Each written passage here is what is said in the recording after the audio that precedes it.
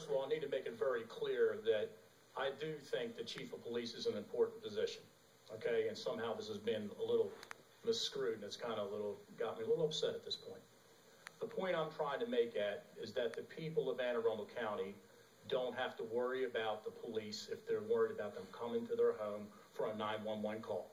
When you make a 911 call, I'm sure they don't call up 911 and say, I need to speak to the chief of police, and the chief is going to designate some officer to go to the house.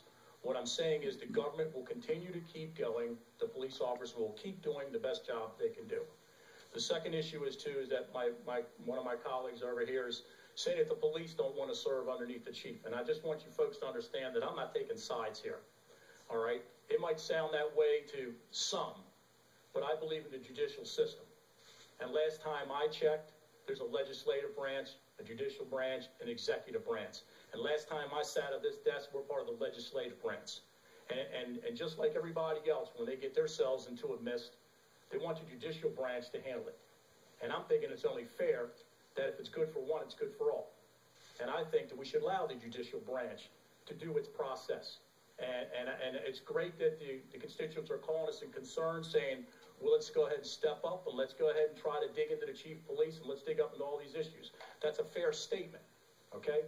But then if the legislative branch is going to suddenly start becoming the court, the judge and jury, then let's get rid of the judicial branch, and we'll go ahead and get rid of the judicial branch, and let's just make it the executive and the legislative branch.